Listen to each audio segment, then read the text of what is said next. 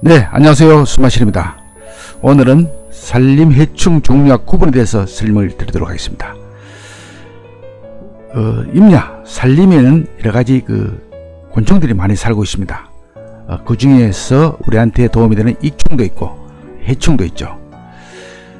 익충은 대표적인 것이 이제 무당벌레, 이런 것들은 상당히 도움을 주는 그런 익충이 되어 있죠. 그러나 해충이 대부분의 경우가 상당히 많습니다. 임야에서는, 산림에서는 농약을 거의 사용하지 않는 무농약 상태에서 정정임산물을 많이 재배하고 계시죠. 그러다 보니까 이 해충에 대해서는 특별히 신경을 많이 쓰고 있어야 된다는 뜻에서 오늘 수마실에서 자료를 발췌해서 설명을 드리도록 하겠습니다. 자, 산림해충이란 어떤 것인가요?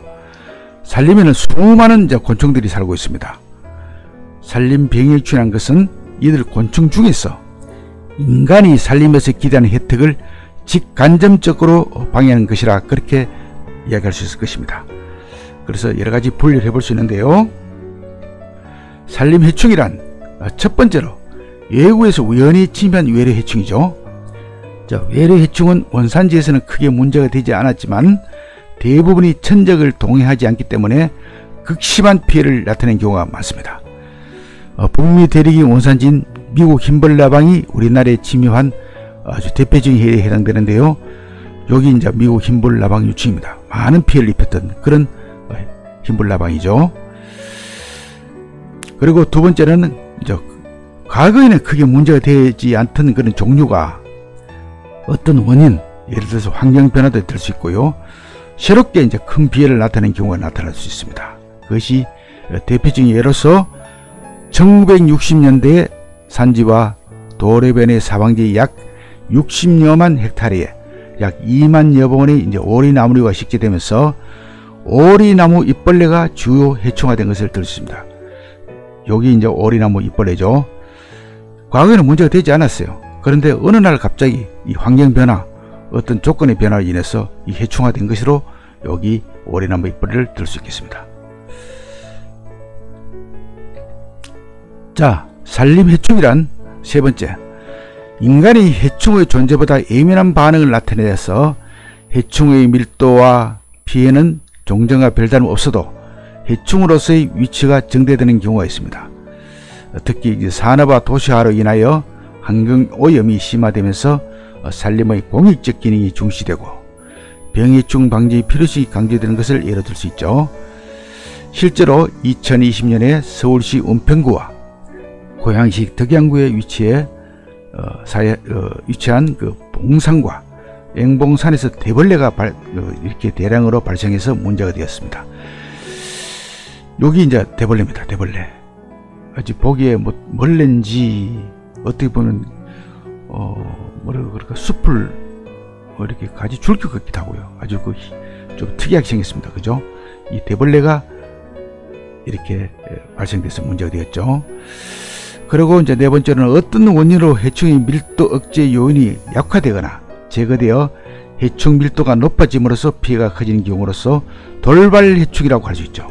그래서 2019년에서 2020년에 매미나방이 발생돼서 전국적으로 약 6,000 헥타 이상에 달하는 산림의 피해를 준 것이 대표적인 해에 해당됩니다. 많은 피해를 줬습니다. 여기 이제 매미나방 유충입니다. 아주 흉측하게 생겼습니다. 그죠?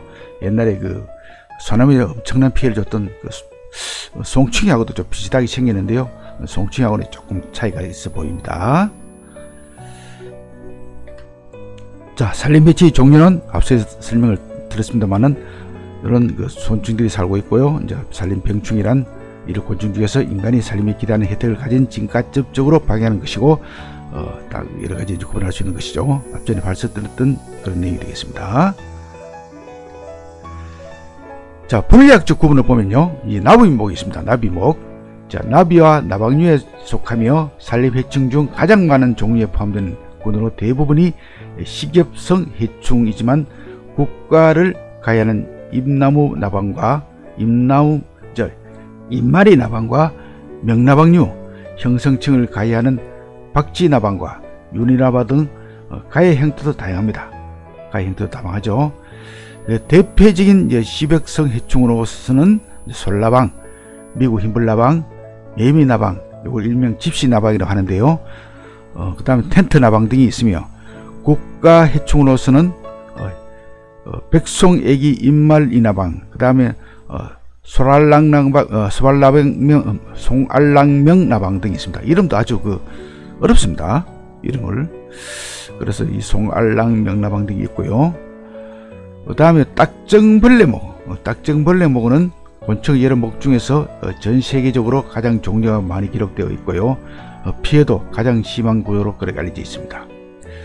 해충 종류로서는 식엽성 해충인 잎벌레와 풍뎅이류, 전공성 해충인 나무종과 바구미, 그 다음에 하늘소리로 대별할 수 있으며, 이 목에 속하는 주요 해충으로서는 오리나무 잎벌레, 그 다음에 소나무좀, 밤바구미, 소나무 노랑 전바구미, 포폴로 하늘소 등이 있습니다.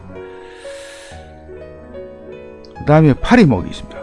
식엽성 해충인 굴파리류와 중령을 형성하는 혹파리류가 여기에 속하며, 세계적으로 크게 문제가 되지 않은 해충은 없었으나 우리나라의 경우 산림의 가장 중요한 해충으로 인식되고 있는 솔리 흑파리가 여기에 속합니다.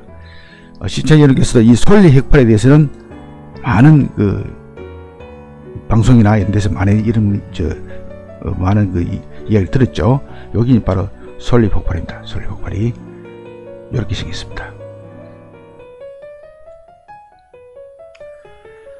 그 다음 여기 이제 알락하늘소고, 알락하늘소. 그 다음 여기 이제 굴파리. 이 해충이지만 모양 자체는 그렇게 곤충 종류는 그렇게 흉측하게 생기지는 않은 것 같아요. 이렇게 하늘락하늘소 같은 경우는 해충이지만은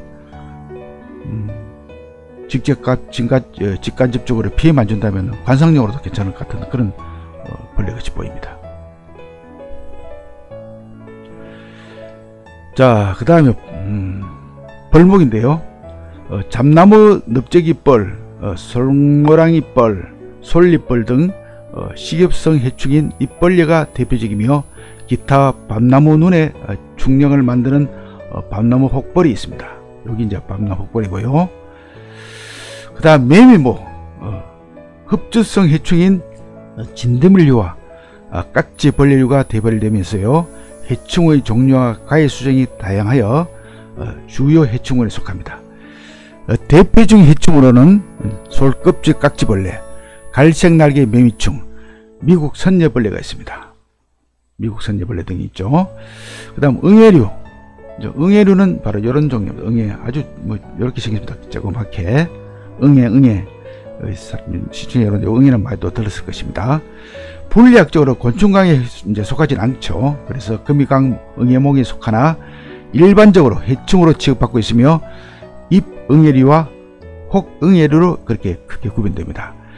대표적인 해충으로는 전나무 잎응애가 있습니다. 자, 요거는 어떤 게 보면 곤충으로 보기는 좀 그러네요. 하나의 벌레 같기도 하고. 그렇지만 이제 응애류도 하나의 해충이다, 이렇게 볼 수 있겠습니다. 자, 생태학적 구분으로 이렇게 다시 말씀을 드리면요.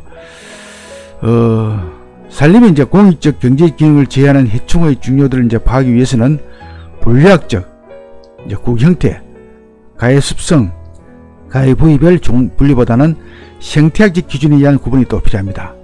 그래서 해충의 발생으로 인한 피해가 일정 수준을 넘은 해충에만 방역 대책이 선별적으로 적용해야 되기 때문에 기타 해충에 대해서는 발생량의 변동을 감시하면서 자연 생태계 균형을 유지하는 방향으로 하는 전략이 필요하다고 그렇게 주장하고 있습니다.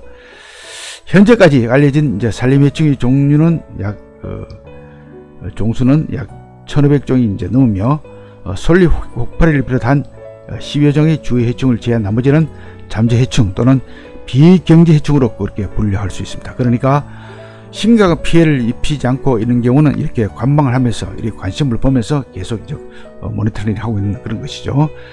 최근에는 이제 국제 교육이 활발해짐에 따라서 해외에서 유입되는 해충인 외래 해충의 수가 이제 급증하기 때문에 기후 변화로 인해서 외래 해충이 우리나라에 정착 가능성이 상당히 높아지고 있다, 이렇게 볼 수 있겠습니다. 그래서 사실은 이 외국에서 들어오는 것들이 상당히 문제입니다. 외국에서 들어오는 것들이 과거에 우리나라에 있었던 그런 곤충들은 사실은 뭐 크게 피해를 입은 것들은 별로 없다고 생각이 들어요. 주로 이제 외국에 들어온 것들이 상당한 피해를 입고 있죠.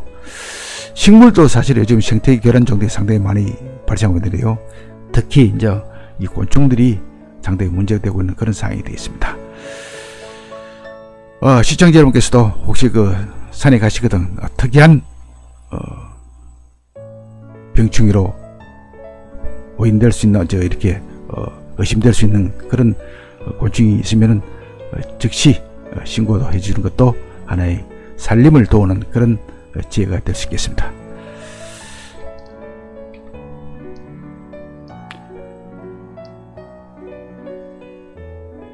그 다음에 관건 해충이라고 하며 이제 이 생태학 기본의 주요 해충은요, 지속적인 피해를 나타내는 해충으로서는 효과적인 천직이 없는 경우가 대부분으로 인해서 인위적인 방제가 실행되지 않을 경우 심각한 손실을 가져올 수 있습니다. 솔잎, 혹파리, 솔껍질 깍지벌레 등 현재 문제가 되고 있는 해충들이 여기 속합니다. 그 다음 돌발 해충입니다. 주기적으로 크게 발생하거나 평소에는 별로 문제가 되지 않는 종류들이 해충의 밀도를 억제하고 있는 요인들이 제거되거나 악화되어 비정상적으로 대발생되는 문제로서 매미나방, 집시나방, 텐트나방 등이 여기 속하죠. 2차 해충, 특정 해충의 방조로 인해서 곤충상이 파괴되면서 새로운 해충이 주요 해충화되는 경우로서 응애, 진딧물, 깍지벌레류, 미소습, 수성 해충이 여기 대표적인 예가 되겠습니다.